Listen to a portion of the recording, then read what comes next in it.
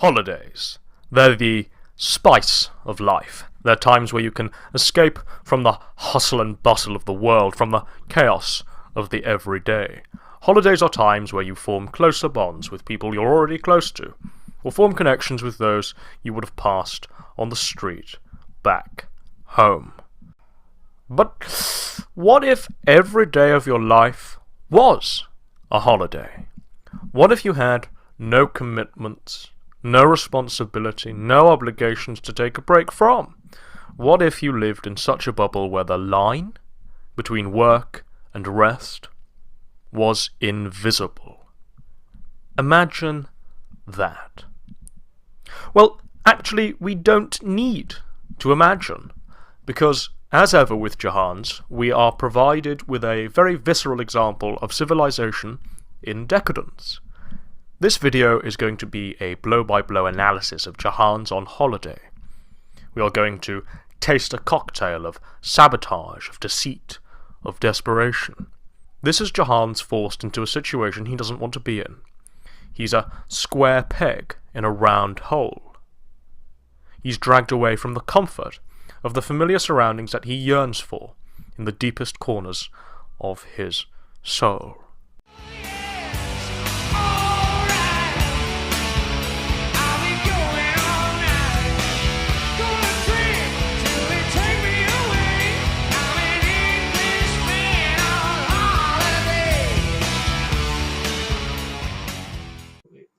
I left early for the holiday. Actually, no, this isn't where I want to start. Let me acquaint you with Jahans' relationship with the two ladies in his life, his mother and his sister. Let's start with Jahans talking about his mother. By my mother, who likes to tell me at length about how she's going to go to Peru and about how she's going to go on this holiday and that holiday, and how this my mother who will spend £10 on bunting. My mother who will buy tons of fancy bedding sets that she never uses. My mother who will get actively annoyed and angry when I try to talk her out of just signing up to the most expensive tablet on a contract that she doesn't even want and can't bloody use because, well, the guy in the shop's being nice, so I must talk to him. My mother has decided to cut me off and has said, I fucking quote, benefits or food bank. My mother, fucking jet setter, fucking filthy stinking rich, retired with a job just to top things off. She's got a good job working for a charity, right? She's someone who has only ever worked for the government or charity. She has not actually, worked someone who was not being paid for by the taxpayer or charitable organisations. And she basically has bought into the Tory lie that, well, you're just lazy. No. And now, Jahans talking about his sister. And I scared my sister. I scared my goddamn sister.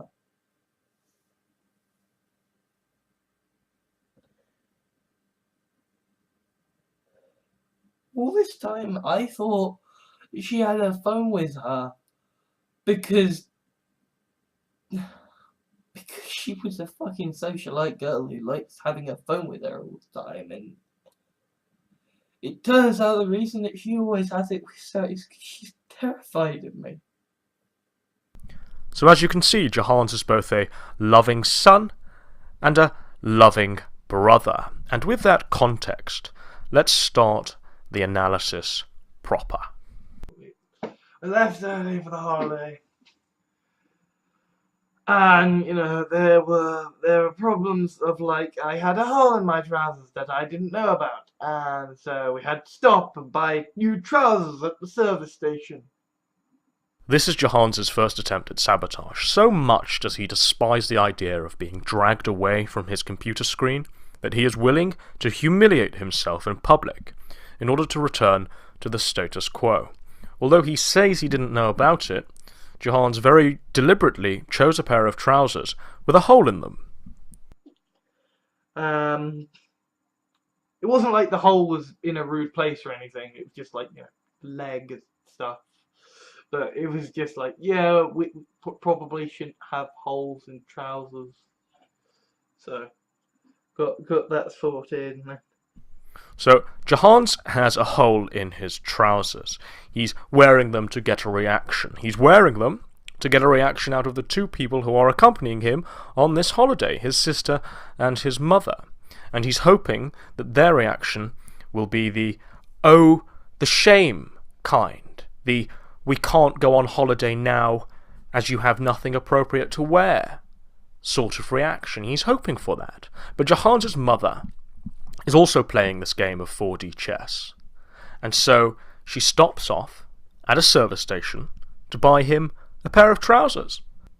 Jahans' first attempt at sabotage is thwarted. He resolves to try harder. And then, of course, we went to see family members, and it's like, whatever you do, don't talk politics. And so it's like, oh, what book are you reading? Oh, literally 7 pages into the Communist Manifesto. The second attempt at sabotage, his mother has specifically asked Jahans not to talk about politics to the family that they are visiting because it's likely it alienates them.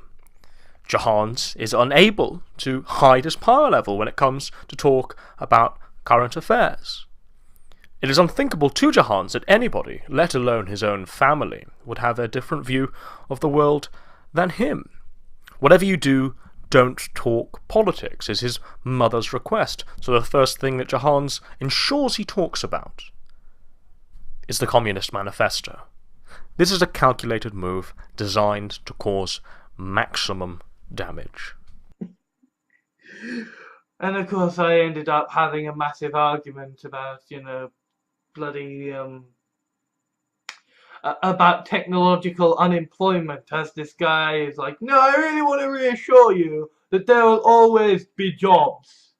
I mean, it doesn't make any sense whatsoever, because as technology improves, it will be able to do the jobs, because it just will, because that's how fucking progress works. And they're like, but in the Industrial Revolution, they said they were going to get rid of jobs. Yes, but the fucking mills weren't fucking smart, right?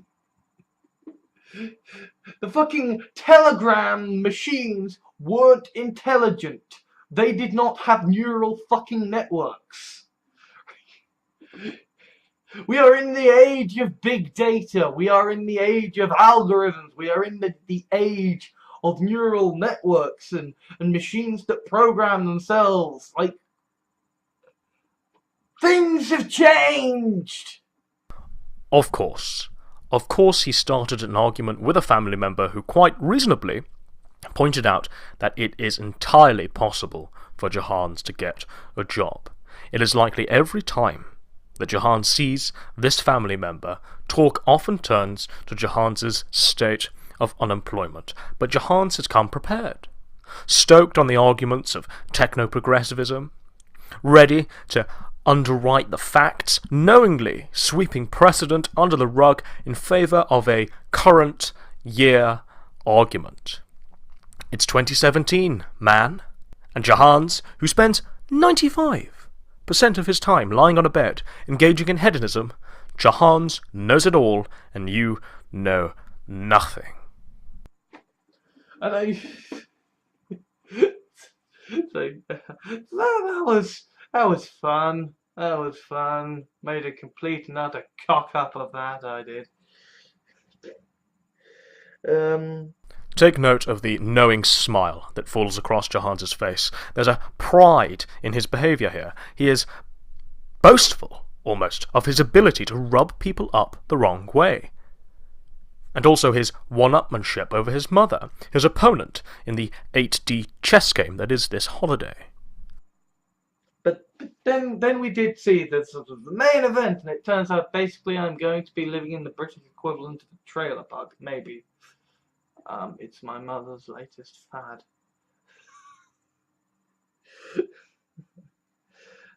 At some point, I'm fairly certain that I'm going to get a fairly serious suggestion of like, yes, why don't we live on the moon? Jahan's inability to bring in an income stream to contribute to the current household has his mother soberly considering alternative realities. This one sees a future where Jahan's and his mother are residents of a static caravan. This is a woman who has worked all her life, but didn't expect to be supporting her son well into his late 20s, and likely for the rest of his and the rest of her life. Her finances are strained. Their current situation isn't sustainable. So the very realistic option of living in a caravan has to be brought to the table. But Jahan's unable to think long-term, unable to feel the flames around his feet, dismisses her as a fantasist, whose latest suggestion is akin to living on the moon. She seems very serious this time, that like, yes, trailer parks, that's the way of the future. And I'm just like, yes, but you seemed pretty darn certain last time. So, yeah. Observe the dynamic here. Jahan's is a passive entity. His mum is the only one coming up with any suggestions, and the only one somberly considering the future. Jahan's role here is as armchair critic. Jahan shows no initiative. There was a funeral exhibition. I could not resist going to the funeral exhibition. I felt so very naughty, but I could not resist going. Because basically, after 2016, yeah, I could not resist it. Like, I just could not go check it out. Jahan's again takes the upper hand in this game of 16D chess. His mother has confronted him with this caravan in order to show him the error of his ways and to shake him into action. But instead of doing that, Jahan's has deliberately chosen to make his mother think that he is suicidal at her suggestion. He wants her to think that her actions are responsible for him wanting to die. That's why he goes out of his way to detach himself from the main party to go to a funeral exhibition of all places. Jahan's knows what he's doing. His goal is to return back to his bedroom, so he will do anything to cut short this holiday, even if that does mean tricking his loved ones into thinking he is considering suicide. The thing that kind of surprised me is how utterly capitalistic it was. Like, there were funeral branded coffee cups and funeral branded wine glasses and funeral branded mints, and it's like, oh, here's a stall selling embalming tools, and right beside a whole bunch of pretty young girls, pretty young women who all look the same and are wearing low-cut black dresses in order to try and sell people on sort of funeral stuff, right? They had fucking booth babes at a funeral exhibition. I am 99.9% sure that these were not booth babes, nor were they half as pretty or as scantily clad as Jahan's makes out. They were likely just young women doing their job, all the while Jahan's is ogling at them in the corner of the room, like a lecherous sleaze. Right? Like this fucking child coffins the way over, and they've got fucking booth babes. Okay, this is a thing that I did not expect. It isn't the funeral that's sexualizing these women at work. It's Jahan's. Contrary to what he may profess to be, Jahans is very definitely a misogynist, and he will objectify and sexualize women at a moment's notice.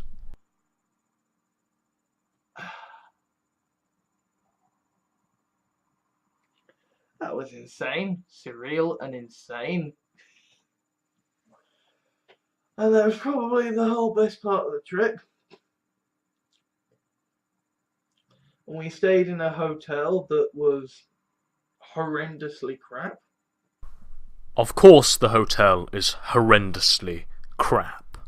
Of course it is.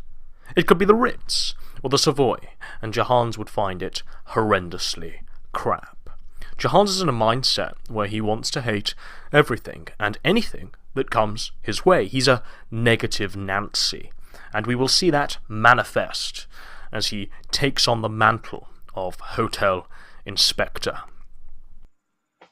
And the walls were incredibly thin, so I heard the couple next door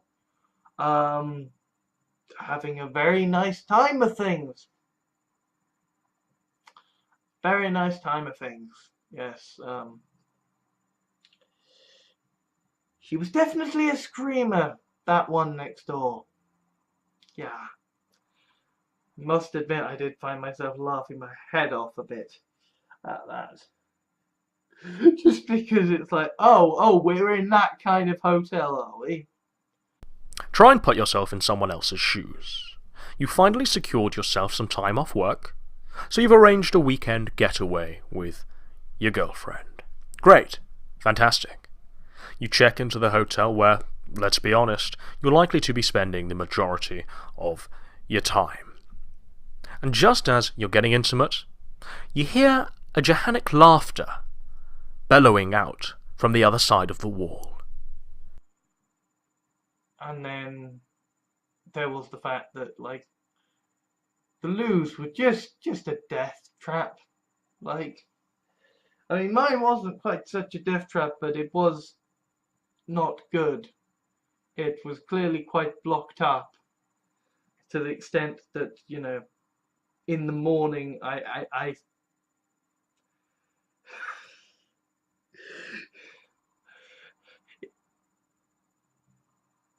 all I will say in sort of justification of this before I say it is I was very, very tired, and I had nature telling me I needed to do this before my brain had properly booted up and think, okay, what about the logistics going on here? Because basically, it was an incredibly filled up toilet. I tried to go for a piss. It rebounded. My feet were soaked in piss.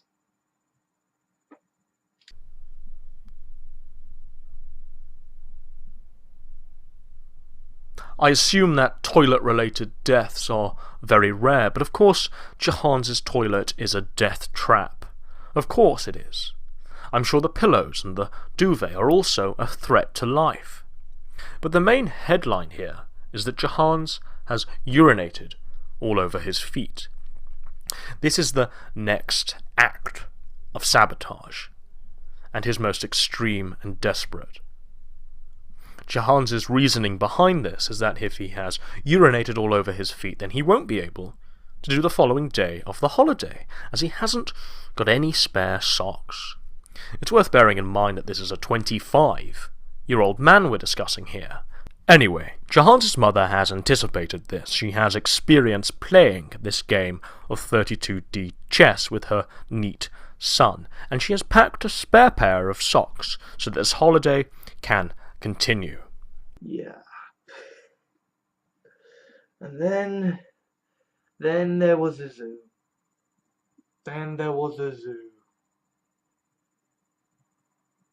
I do not like zoos. Again, Jahans is in a mindset whereby anything he comes across he will not like, because his view is coloured by a deep desire to return to his wank pit. Yeah. Going around this incredibly baking hot zoo filled with screaming children and, you know,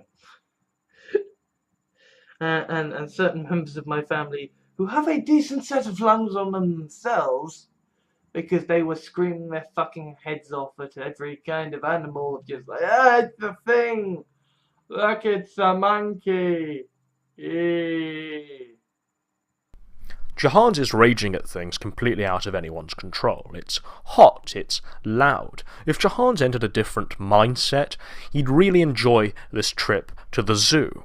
But Jahans hates anyone showing any expression of fun at the things he is actively trying to dislike. In this case, his sister is enthusiastic and Jahans will do anything to see her as miserable as he is. I swear, like, genuinely, we stopped to eat lunch and it was just non-stop. This family member was just non-stop squealing about fucking newts. Newts in a snow leopard enclosure, by the way. It's not like the, oh, polite thing of, oh, look, there's a newt in the newt thing of the newt stuff of, yeah. No, this was just, like, literally, there was a bit of pond stuff by the window. And they were just going, ah, the newt! How dare his sister enjoy this place designed to elicit fun? How dare she? You must sit in a morose fashion, expressionless, with a face as though someone has died, paying no attention to your lively surroundings. You must be this way because I am being this way. This is the selfishness of Jahans on display. My ears were ringing, and I was so hot and so tired and in so much pain because basically, thanks to my GHD, I need to take pain pills about every 6 hours. And we stayed in there a long time, past the point of taking pain pills. The game of 64D chess has now arrived at yet another point of sabotage.